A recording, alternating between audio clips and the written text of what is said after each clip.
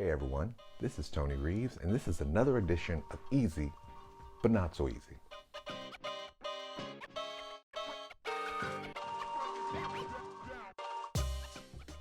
Today we're going to talk about the realities of marches and, more importantly, protests.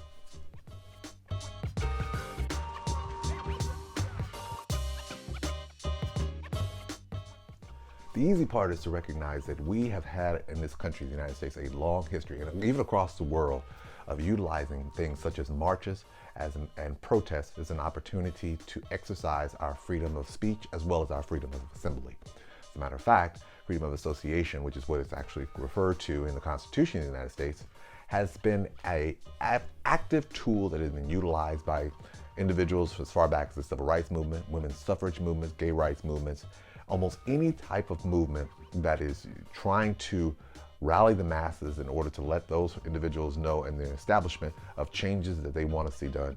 This has been an active tool, and if done properly, can be a very effective tool. That's the easy part. However, here's the not so easy part of this.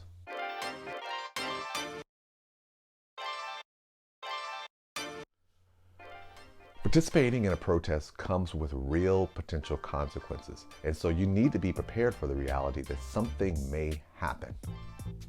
Several months ago, I had the opportunity to interview my mom, who actually participated in her very first march back in the 60s in Alabama, and listen to what she had to say about how she was prepared for the consequences that may occur from participating in a peaceful march.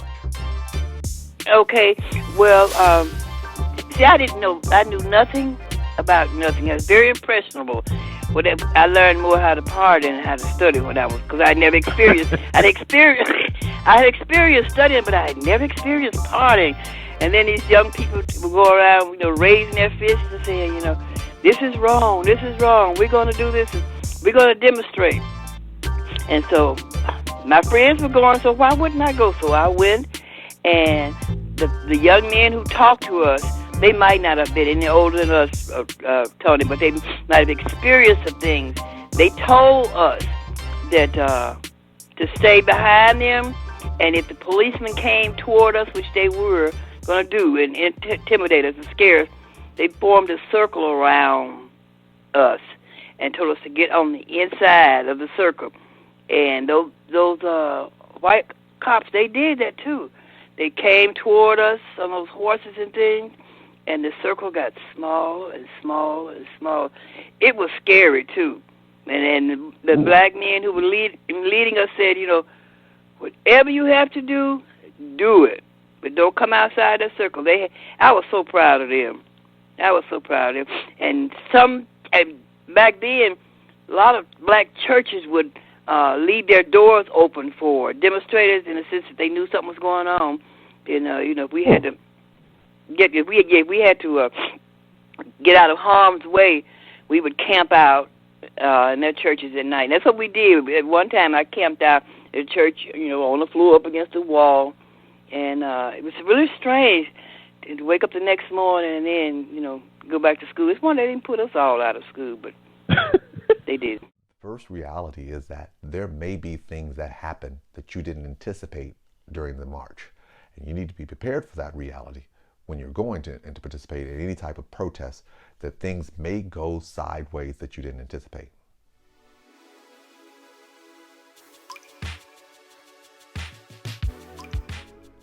There's a possibility that you may find yourself being arrested. And some people may on their face say, oh, I'm ready for that reality. Are you truly ready for that reality? Well, for instance, if you're arrested, do you have money already set aside for bail? Are you confident that you're going to be released on your own recognizance? Keep in mind, if you're arrested for peaceful assembly, maybe because you wanted on a private property and so forth, that's different than if it's civil unrest or if it's civil disobedience or disorderly conduct. You don't know what exactly you're going to be arrested for, therefore you don't know what the bail is going to be. Do you have somebody who's going to get you out? Do you have an attorney readily available if things go south? If the arrest occurs during your normal work week, which may result in you being in jail for a day or two, is your employer aware of the fact that you may not be there? That's now an unexcused absence. Is somebody going to notify your employer? Have you told your employer that you're going to a protest or you're going to a march and there's a chance that you might be arrested, so you don't want to be penalized for that? Have you had that conversation? If you get arrested, there's a lot of moving pieces that has to happen in order for you to become free. Some people may think automatically that if they get arrested, oh, it's no big deal, they'll just let me out. It's not that simple, and you need to be prepared for that reality.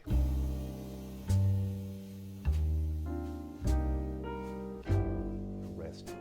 If you get arrested, you are now officially in, quote, the system. That means there is a documented history of you being arrested. And you would say, well, why is that important?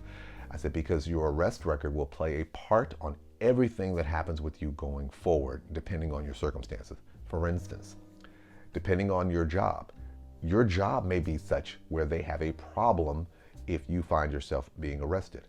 I can tell you, I wanted to participate in a peaceful march, and I was told by the ethics attorney that I needed to be mindful that if something negative happened at the march and I found myself being arrested, even if I didn't do anything wrong, that may affect my conditions of employment. Therefore, I chose not to go on the march.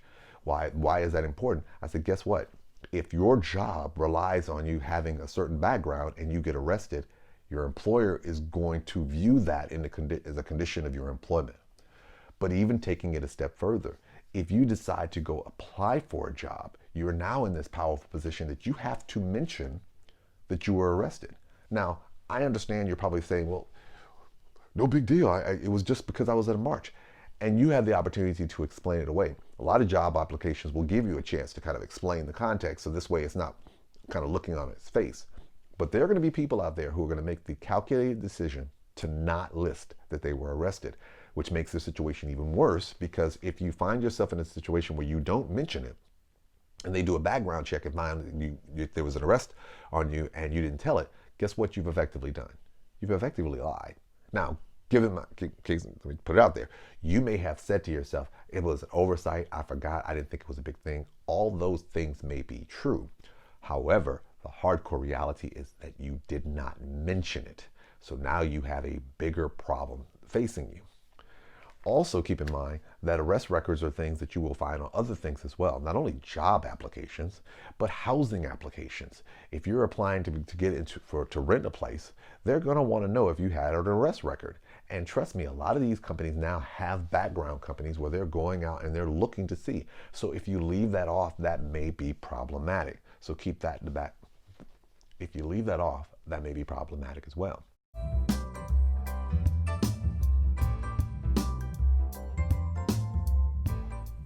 This may affect your reputation depending on how important this is to your reputation.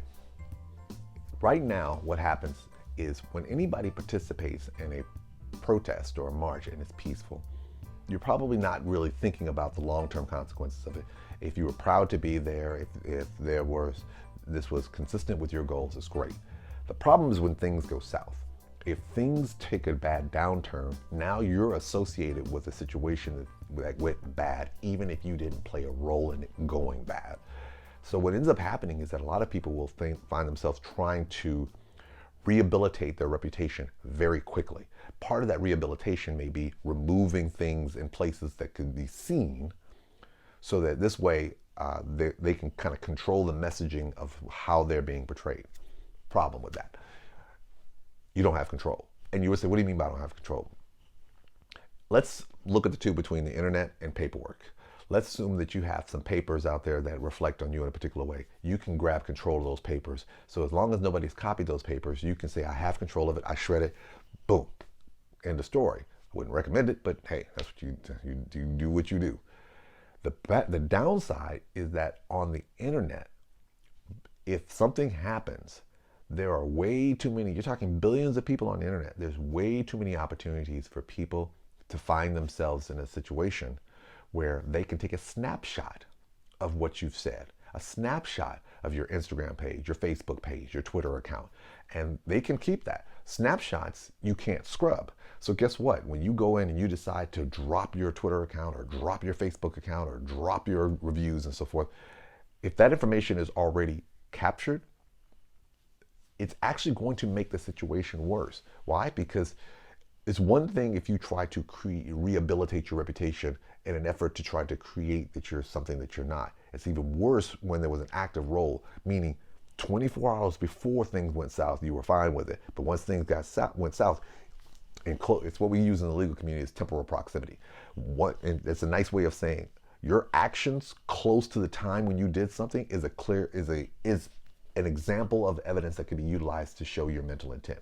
You intended to not make yourself look so bad for associating with something that went really bad. So keep those things in your mind.